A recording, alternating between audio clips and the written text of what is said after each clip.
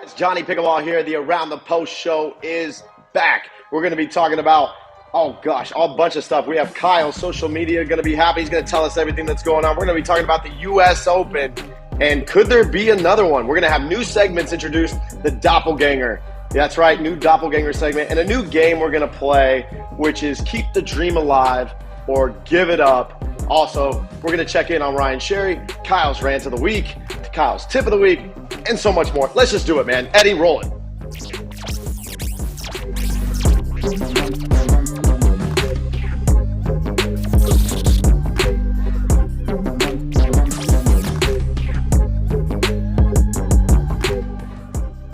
What's happening, guys? Johnny Pickleball here, the Around the Post show. Join with me, of course, Kyle Yates on a boat, as well as Eddie from Eddie and Webby. There he is. Look at that picture in the background of Webby in high school. Is that what that is? That's what Perfect. it is. Awesome, Kyle. What do you got, man? We're back. We're back. It's been a while. We know you guys missed us, so help us out by hitting that like and share button. Let's go, Johnny. Let's do it, man. And we got so much to talk about. And, the first thing we're going to start off with, we're going to get through some of this stuff first. So, Kyle, go ahead. Hit us with your tip of the week. I think it's a good one. All right, so I see a lot of people go out there and either for a tournament or rec play, and they hit a couple dinks, they start playing. My tip of the week is get a good warm-up in. I know there's so many times we get that first game is not usually the greatest, make a lot of errors. It's kind of that warm-up game. No excuse. Get a good 10, 15, 20-minute warm-up in. Don't start until you're ready to play and get started right off the bat.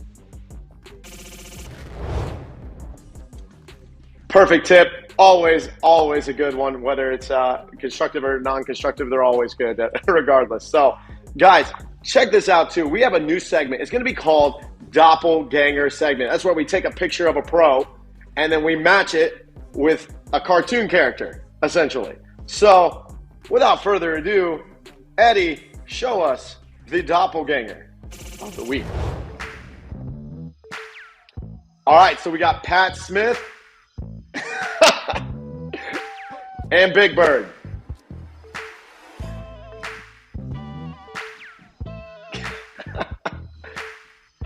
Big Bird. I'm That's spot on, Johnny. That's pretty good, man. What do you think? Spot on. That's spot on. I love it. Yeah, Pat Smith, man, got that Big Bird look going all the time. So it is what it is. And, we're going to keep having, we're only going to do one per show because we have so many, and there's so many other good ones that we're going to be bringing up. But always tune in for that Doppelgänger. And, guys, don't go anywhere. We're going to be back right after this. New Belgium Brewing makes some incredible craft beers and seltzers, and their Voodoo Ranger family of IPAs are some of the best for hopheads like me. Here we have the Voodoo Ranger Juicifer IPA coming in at 7.7% ABV and is jam-packed with hop flavor and aroma, with hazy color and juicy flavors coming from both the hops and the malt. Some might say this sweet and hazy IPA is devilishly juicy. Get it? If you like IPAs, go out and find yourself a New Belgium Voodoo Ranger Juicifer IPA, and you will not be disappointed. Thank you to New Belgium for sponsoring this episode, and thank you for your continued support of pickleball. Back to you, Johnny. All right, awesome, Eddie. Thank you so much, man. Now, let me explain this next segment, okay? And you know what's beautiful about this show? There's no politics involved, right? It's just Kyle and I. Whether it's all these other things that are happening, so we actually get to commentate and talk and do our thing. And so with that, we like to have a little more fun with it too. So we created a game called Keep the Dream Alive or Give It Up. And how this is going to work is Eddie's going to pretty much rattle off four phrases. And then we're going to say whether or not you keep the dream alive or you give it up. That's pretty much how it goes. So, Eddie, are you ready? I'm ready. All right, let's go. All right, guys, so keep the dream alive or give it up. The first one, Dominic Catalano's belt collection. I'm sure you've seen pictures lately of him at the events. He's got his white belt. Now he's got white with colors. What do you guys think? Keep it alive. Keep the dream alive. Yeah? All right. Yeah, keep the dream alive, man. I think you know, he's not playing very much anymore, so I think that's a good thing to have. Anything more to add on that, Kyle? Keep it alive. He always looks good. He's always color coordinated. All right. Keep the dream alive. Number 2, Matt Wright bending his knees. Give it up. Yeah. I don't want to disagree with Johnny with everything, but I think those days have passed.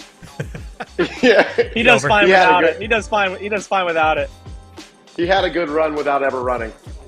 Yeah, he's kind of done pretty well in the pickleball court without bending his knees, so I think that's fair. All right, here we go. All right, cool. Another. Keep the dream alive or give it up. Players sandbagging so that they can get a golden ticket to nationals.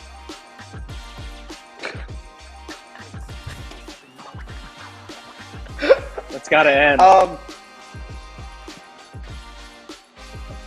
I mean, repeat it one more time just because. Yeah, so sometimes players decide that they want to play down in a tournament that is a nationals qualifier, a golden ticket event, so that way they can get their medal and get their golden ticket to nationals. No, I mean, USA Pickleball has to stop it.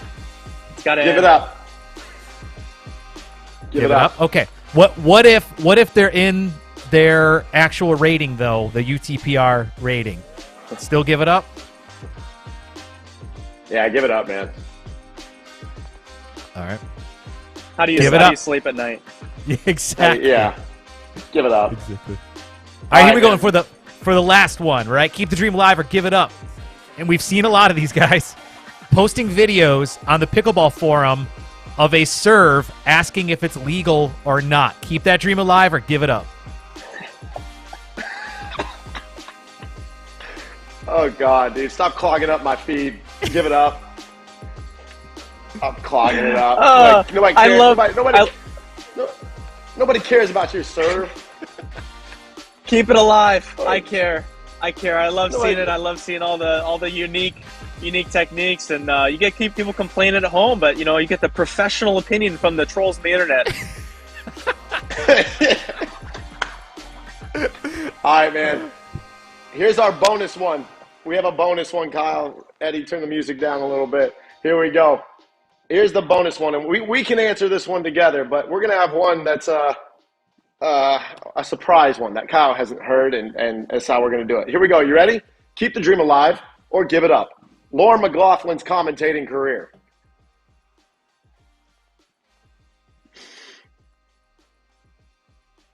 We can answer together if you want. It has improved.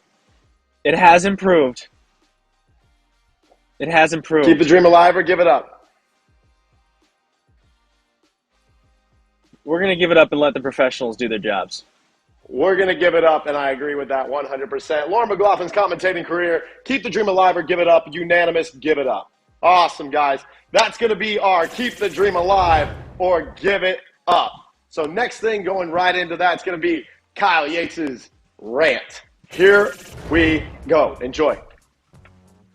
Now, you all have heard me talk about this before. There's a lot of paddle companies, a lot of paddle brands, but with all the paddles in the market, most of them are pretty much the same. Okay, they're all basically copies of each other, or basically just the same few different materials.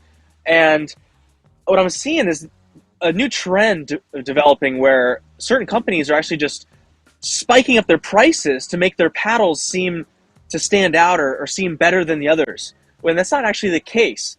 And I'm seeing people just jump at this and just go and just buy paddles for $200-$300. Are they significantly better than the rest of the paddles on the market? No. It's just a marketing gimmick. And if you're into that sort of thing, if you want some new fancy thing that maybe no one else is silly enough to pay for, sure, good for you. Maybe that's your prerogative, but don't expect that paddle to win you any more games. I mean, that paddle's not going to miraculously win you more matches. Okay, so go ahead and spend $300 on it, but guess what? If a paddle comes on the market for $300 next week and nobody buys it, guess how much that paddle is going to cost a couple weeks later? $200, or less. So you guys just jumping and paying all this money for these paddles, to me, seems kind of ridiculous. But hey, it's your money. You do what you want with it. I'm just going to stick with my $90, $100 paddle that does just fine. Perfect. That's going to be Kyle's rant of the week. Always a good one. Check those paddle prices. Sometimes an oldie is a goodie. And, that's a good way to go with it, man. Awesome. So now, of course, we haven't done this yet, so we have to check in with our boy, Ryan Sherry. Let's see what it is. The sign. The We Love Ryan sign. I love the sign. I have so many questions as to how that sign happened. Is it because he goes there so much that they made a sign for him? Did he prearrange for it? Like, how do you get a sign for yourself made out of the club? I want to know that. I think it's got to be tough to be a rewards member at a nightclub. That's got to be some kind of perk. For every $1,000 you spend, you get a sign with your name on it. That's crazy, man. That's awesome, though. Always got to check in with the Share Bear, and we're going to do it again later. But don't go anywhere, man. We'll be right back after these messages. And then our main topic, could there be a competing U.S. Open? Don't go anywhere.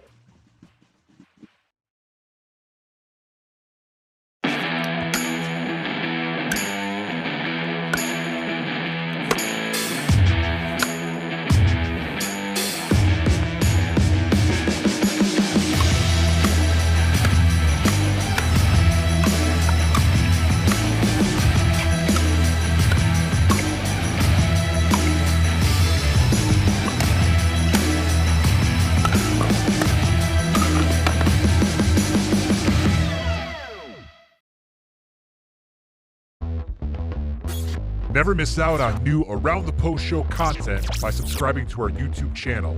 More Around the Post Show action starting now. What's happening, guys? Johnny Pickleball back with you here at the Around the Post Show with Kyle Yates and Eddie from Eddie and Webby. And here we go. So our main topic of the evening, could there be a competing U.S. Open? Absolutely there could be. And we're going to break it down as to why there could be or should be or why there isn't one already. But let's kind of figure out what the U.S. Open is offering now. Kyle, what does the U.S. Open kind of offer right now? Well, first you have to ask, what is the U.S. Open and why do they call it the U.S. Open? I mean, it's not really affiliated with the United States Pickleball Association, not really affiliated with anything. It's its own separate entity, its own tournament. It's non-sanctioned. It doesn't really account towards any professional ratings or rankings. So it's just kind of almost like just a fun party gimmick tournament. You have USA Pickleball has their national tournament that's losing prestige. They have an indoor nationals, which nobody really went to. But the U.S. Open, as far as a player standpoint, sure, it's got a fun vibe, but there's no real incentive to go play. I mean, if you had one of those professional tours running a tournament that same week, I can almost guarantee all the professionals would just go play the other tournament instead. So at this point, I don't really see why people still play it, to be honest. Okay, cool. So with that being said, you kind of start to think of, all right, well now the U.S. Open has turned into kind of more so of an amateur kind of tournament to where you're really pulling people from the East Coast side of the country, because a lot of people from out west, they don't come out east to play that as much, especially from the amateur world, because it's so expensive and it's Florida and whatever. So that makes you have the question of, well, what if there was a competing U.S. Open out west in like Arizona, like Bellbank Park, which has a beautiful stadium, court and hosts a lot of tournaments like every weekend. So why couldn't they go ahead and host one there? And then you would get the amateurs from the West, and all those people, which are a ton of players. And I don't think you throw out there that you have a DuraFast 40 ball instead of a Franklin, I bet you get people, including the pros. That's true. And not in Florida heat and humidity. And back when the US Open started for a few years, it was really the biggest tournament. But then you have now competing tours. You've got other standalone events like the Atlantic City Open coming in September, maybe the largest indoor tournament in the country. So you have plenty of other events now where the U.S. Open doesn't stand out by itself anymore, and another company could very well come and put on some other U.S. or United States championships somewhere else, and U.S. Open just kind of becomes just another tournament. Yeah, that's right. So the U.S. Open is trademarked. So it's the Minto U.S. Open Pickleball Championships brought to you by Margaritaville. So that makes you ask, if it's just trademarked, why can't – I mean, we've seen the World Pickleball Open. We've seen the World Pickleball Classic. We're probably going to have a Galactic Open here pretty soon. I mean, good God. But it's, the global championships. And then, so now it's like, why can't we just create the I don't know, I'll throw out like Foot Solutions, the Foot Solutions United States Pickleball Champion, something that doesn't infringe upon that trademark is my point. And then you throw it out somewhere, and then you do it. You host it around the exact same time. You probably get the exact same amount of people, of about 2,000 or so, and the majority of them being amateurs. You throw a PPA logo or whatever, or APP logo on there, something like that. Then you get all the pros. USA Pickleball doesn't even have a U.S. Open attached. So Ken Herman, obviously, with APP is aligned with USA Pickleball. They could go do it, and the PPA could, well, of course they could do it. They can do whatever they want because they can. So PPA could be like, hey, we'll take up Bellbank Park, and Foot Solutions United States Pickleball Open. Done. So it just depends, man. I think it's really interesting. It is, and again with the pros. I mean, the U.S. Open, the whole point of the tournament is to showcase the best players in the world and get everyone from all over the country to come play. Well, the PPA is very generous in letting their pros play at the U.S. Open this year. But if they choose not to, or they have their own competing tournament, then which tournament would you rather go participate in and watch the pros? The one where they have actual pros, or the one where it's amateur? And the U.S. Open, they don't even allow pros to play in the age events anymore. So, it's tough. I just don't see the incentive anymore for the top players to play the U.S. Open, especially if there's a competing event which draws them away. And then at that point, who are the fans more likely to go support? The tournament with the pros, the one without? Correct. I think the U.S. Open, obviously, they took away your opportunity to play the age events, and then now said you can do a men's or mixed or both or women's split pro. And so you get a senior pro with you to go play. It's interesting. It's a different concept. You usually get a couple teams that take it very seriously. And then everybody else is just kind of having a good time. Yeah. Well, Johnny, to the directors, apparently it's not fair for me to play against people my own age, but it is fair for me to play against senior women, apparently. So that's their logic behind it. Yeah. Well, they don't want to take away an event and not get your money still somehow. So, there's always that. But listen, the age of Naples and pickleball down there in Naples and everything that's going on. Obviously, it's been a great facility. It's a tradition. Like, it's been around for a long time. I'm not taking anything away from that. It's an OG tournament. It's a party. But on the grand scheme of things, as the sport evolves, I think you could have easily a competing U.S. Open that would probably, if you do it strategically and you put it out west, you're going to get the same amount of people, if not more, and actually probably get the pros swayed over there just because it's a Dura fast 40 ball over a Franklin. And it could be that simple. And so the old way of thinking in Naples may need to evolve a little after, maybe. Maybe, but it's going to take someone to step up and pull it off. So we'll see who steps up to the plate. That's true. And then when you kind of think of like, what other facilities could they even have? I mean, PPA could easily go take Indian Wells and say, hey, or anywhere in the country and say, hey, we'll just make this the U.S. Open spot. That's what Nationals did, right? That's what USA Pickleball did with Nationals. Sure. APP is they have a tournament up in New York City, that the U.S. Open tennis facility, Flushing Meadows. So and that could be a fantastic spot if that tournament goes well. They might look to that facility in the future. Exactly. So, in your opinion, should the U.S. Open start to be nervous about losing not only prestige, but kind of people attending their tournament? Or is it something that's like, you're still going to get people to show up no matter what because it's more geared towards that amateur atmosphere? Well, I think those directors I've always had the mindset where they're just trying to make money anyways. They're not really that concerned about the players anyways. So I think if that were the case, they probably would end up just selling the naming rights to someone else and then retire happily. I think they'd be okay with that. That's probably true. It's probably true. Keep the Land Shark Lounge alive. Eddie, what do you think, man? I think you guys make some great points. I guess one thing I'd like to ask is, outside of a different ball and maybe treating the pros a little bit better, what are some things that you guys think would help a competing U.S. Open be successful from both a pro and amateur perspective? Ooh, that's a good question. I think some professionalism helps.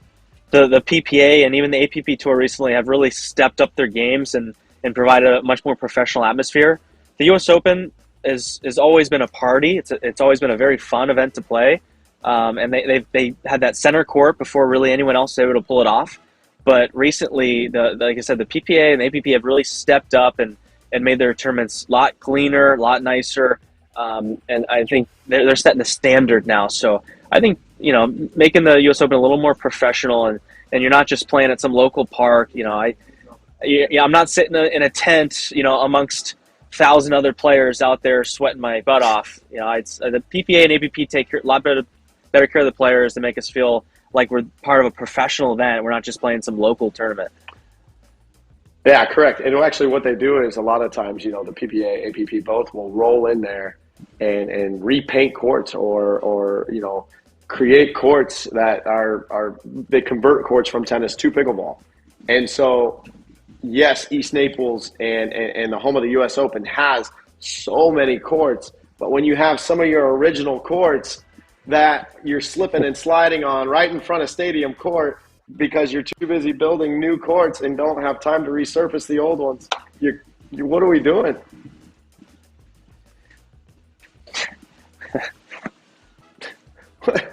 I mean, I don't know. That's my question, though. But I mean, again, maybe it's a learning thing, and they just want to have the courts in place and then circle back, and then maybe they already have that all planned out, right? I mean,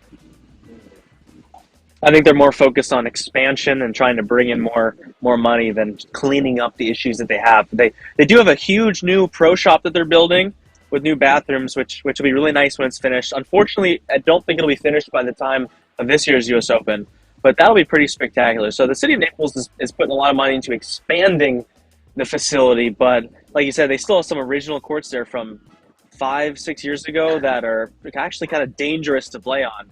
They should be upgraded pretty soon, hopefully. Yeah, they get pretty slippery out there. I remember those very well, and hopefully they do that. And I'll be interested. I'll give it about a year or two. What do you think the time frame is before somebody actually steps up and says, "Hey, here's our U.S. Open"? 2, possibly next year, 2 years. Someone's going to do it. Like I said, the USA Pickleball even has indoor nationals and a regular nationals. And they haven't really promoted the indoor nationals much, but I can see other tournaments stepping up and saying, hey, we're just going to call this the United States Championships. PPA should already have it. They should already have a year-end professional tournament, and they could easily put a tournament that same week as the U.S. Open and take those pros, and that would cripple the numbers of the U.S. Open. Yeah, in Naples. PPA just took TOC.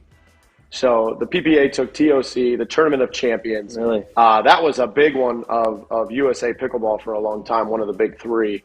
So PPA took that over.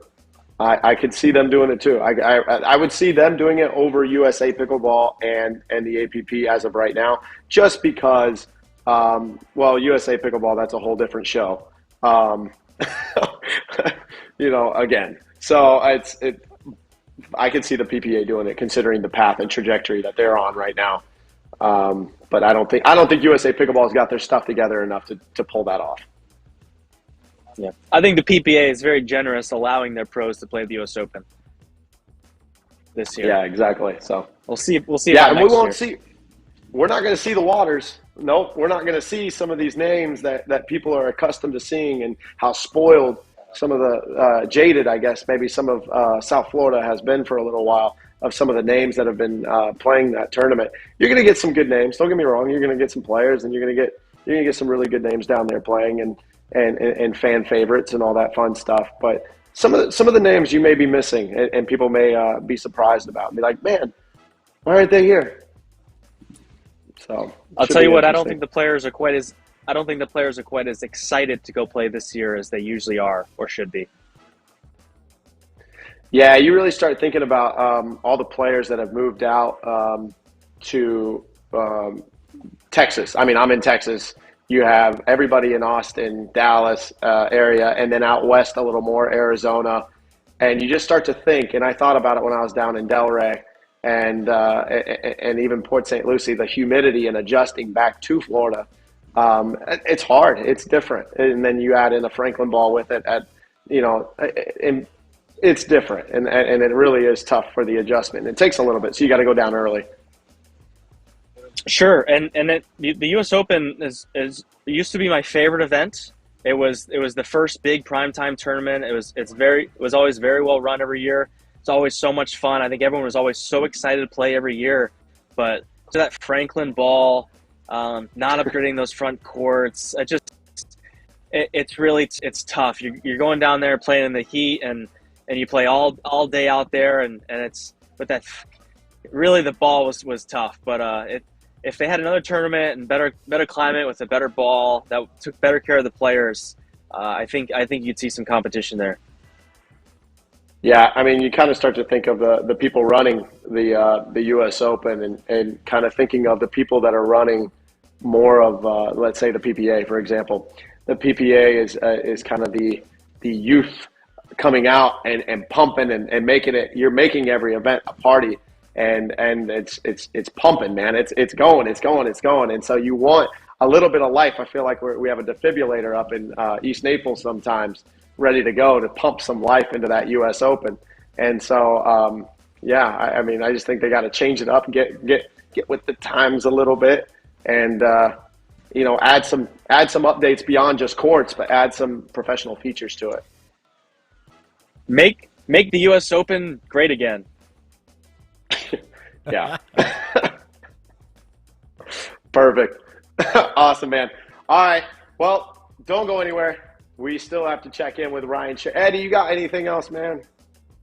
No. I think you guys did a great job covering it, and I look forward to seeing what comes of this, because ultimately, at the end of the day, we all love the sport, and hopefully change will happen. We'll see. But, if not, it's fine. It is what it is. But if anybody, I know Kyle and I are both playing at the U.S. Open this year anyway, so I don't expect either of us after this show to be on center court, but it's okay. So you are more than welcome, if you have any questions or comments, to direct those at Eddie. But if you do see us at the U.S. Open, you're more than welcome to come talk to us about how you feel, or especially me. So all good. And then we'll do a picture or something. So we will see you guys. I'll see you guys in Naples very soon for the U.S. Open. And don't go anywhere. We're going to see where Ryan Sherry's at right after these messages.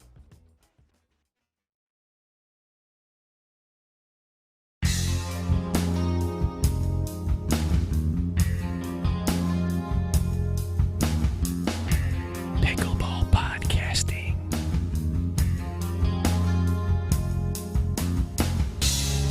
Oh, yeah. Fun pickleball content.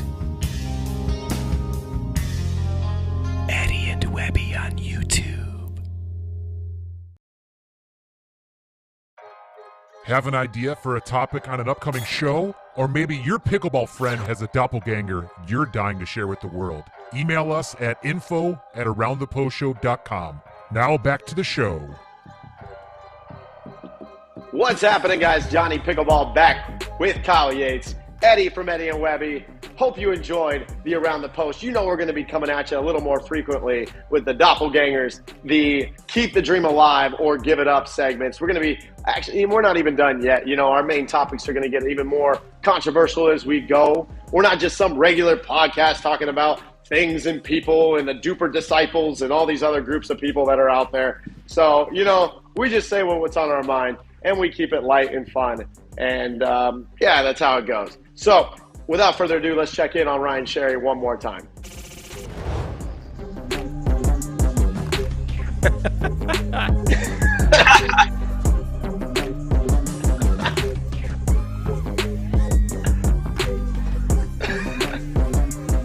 That's why he was late to practice this morning. Huh? That's why he slept in, threw his alarm at practice this morning. I'm at the court 8 o'clock this morning waiting for him. It's terrible. It's terrible. Mental toughness. It's mental toughness. He's doing great. Oh, man. Oh, dude, so good. So that's Ryan Sherry. Guys, I'm Johnny Pickleball. Kyle Yates with me. Eddie from Eddie and Webby. I hope you enjoyed the show.